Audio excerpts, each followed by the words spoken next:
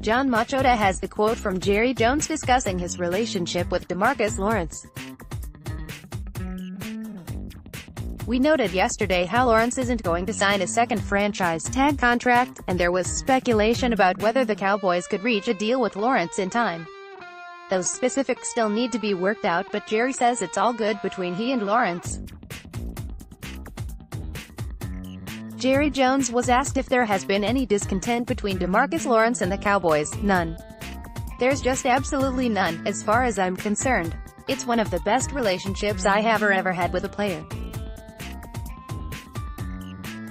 The relationship is outstanding." Jon Machota, at Jon Machota, February 19, 2019. DeMarcus Lawrence isn't committing to anything absent new deal. Sherian Williams, NBC Sports. DeMarcus Lawrence is the biggest impending free agent for the Cowboys this offseason after playing 2018 on the franchise tag. Amid rumors that the Cowboys might be thinking of tagging their stud pass rusher again, a report has come out that suggests that wouldn't be a very good idea. Cowboys defensive end DeMarcus Lawrence repeatedly has said he won't sign a second franchise tender. He most recently said it at the Pro Bowl and reiterated it on social media with a point-blank message to the Cowboys: "Your move." That doesn't mean the Cowboys won't use the franchise tag again. Of course they will if they don't have a long-term contract completed by March 5, which is the hope of both sides. The $20.56 million franchise tag would buy the Cowboys time to negotiate a long-term deal, giving them another 4 months absent an agreement in the next 2 weeks. But it could make the talks more contentious. Lawrence reportedly is not having shoulder surgery without a new contract. Cowboys add Adam Kleffner as assistant offensive line coach, will help Mark Colombo. David Howman, blogging The Boys in 2018. Mark Colombo started out as the assistant offensive line coach under Paul Alexander, but during the bye week he was promoted to Alexander's job. Now, Colombo has found his new assistant offensive line coach. Jerry Jones said he and Jason Garrett have real trust. Sherian Williams, PFT. Much has been made about Jerry Jones' decision to not extend Jason Garrett's contract and make the longtime Cowboys coach enter 2019 with nothing guaranteed beyond the year, but on Tuesday Jones reiterated that he has a lot of trust in Garrett despite what it may look like to the naked eye. "I am and Jason as we're both happy with where we are," Jones said Tuesday, via Jon Machota of the Dallas Morning News. "We've done this before. We both have real trust in each other, a little more unique than normal." Jerry Jones on Jason Garrett coaching in the final year of his contract. "We both have real trust in each other, a little more unique than normal." Picked out Twitter.com/PO Voskva. Jon Machota, at Jon Machota, February 19, 2019. Deep dive into the Dallas Cowboys 2019 salary cap. John Williams, inside the star. As the Cowboys prepare for the start of free agency, they have to look at their own players they want to extend and other free agents they will want to sign, all while remembering to save room for the rookies they'll draft in April. All of this gets complicated by the salary cap, but the Cowboys actually are in a good position going in. According to OverTheCap.com, the 2019 salary cap is estimated to be around $190 million. After the release of Terrence Williams, the Dallas Cowboys are expected to have nearly $48 million in cap space available to them when free agency opens on March 13. When you look at that number by itself, it doesn't look like a lot, with big money contracts coming to DeMarcus Lawrence, Dak Prescott, Amari Cooper, Ezekiel Elliott, and Byron Jones. Remember, though, the salary cap may be a fixed number, but contracts are pliable, meaning the team can do several things to create cap space through releases, how they structure new contracts, and restructures. Travis Frederick ready for a normal off-season with Cowboys. Todd Archer, ESPN. Travis Frederick sat out the full 2018 season after being diagnosed with Guillain-Barré syndrome, and while he's still working towards a clean bill of health, the All-Pro Center has indicated he plans on being ready for 2019. In the meantime, Frederick is looking forward to a normal off-season. Now the goal is to be the player he was before GBS, not just to return.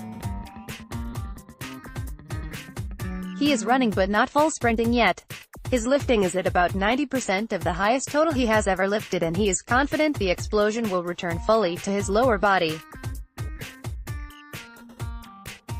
He has been at the Star intermittently in the off-season, but will be a near-daily visitor for what the players term the captain's workouts before the off-season program begins. He is not sure he will be allowed to do everything, just as every injured player works back in slowly. There's so many steps that are involved that it's hard to really look at that at May or April what it is. I'm excited for the next time that I get in the weight room and see where I ram it, and then I'm excited for March to get going with everybody around and I can feel a part of that group again, Frederick said. And then I'm excited to put the helmet on and go out there and do some football movement again. It really is a build-up and I'm just looking forward to that whole process. Jerry Jones talks about Kellen Moore at Jon Machota. In addition to all of the other comments Jerry Jones made about his team on Tuesday, he took some time to discuss his new offensive coordinator, Kellen Moore. Like many others within the team, Jones had good things to say about the young coordinator, and specifically highlighted Moore's communication skills. Why wide receiver depth would be a problem if the Cowboys lose Cole Beasley. Staff, Sports Day. The Cowboys have been reworking their wide receiver core since last offseason. They may have more work to do this offseason, especially if Cole Beasley leaves. Cole Beasley, I think there is going to be some interest out there. I don't think the interest will be at the financial level that he expects. And if it's not, I do see him coming back here. Much like Terrence Williams a couple years ago, who on Monday was released. If you lose Cole Beasley, now suddenly you're looking at it, really your only productive receivers are Amari Cooper and Michael Gallup. And you have a decision with Allen Hurns, who had that horrendous injury in a playoff game. Sherrington, when will he be able to come back? More, well, you're looking at probably training camp. But you're going to have to make a decision before then. Fixing the Cowboys' offense. Dallas red zone woes could improve with these changes from within its own roster. Kate Heropoulos, Sports Day. If the Cowboys want a better offense in 2019, one thing they need to do is fix the issues in the red zone. Here are some suggestions. Find a go-to tight end target. The Cowboys didn't necessarily have a player that could go up and fight for contested balls in the end zone last season, something former receiver Des Bryant specialized in. Tight end Rico Gathers remained on the roster because of the chance to use his big frame as a target in the end zone, but he only got 2 targets in the red zone. Few passes went to tight ends inside the 20, period, though second-year Blake Jarwin broke through with 3 touchdowns in the regular season finale, including 2 in red zone situations. Make better use of the offensive weapons at your disposal. W.R. Cooper is a gifted route runner, but that didn't seem to have as much of an impact in the red zone. Only 2 of his 6 touchdowns came in the red zone. With an off-season to scheme plays for Cooper, that could improve.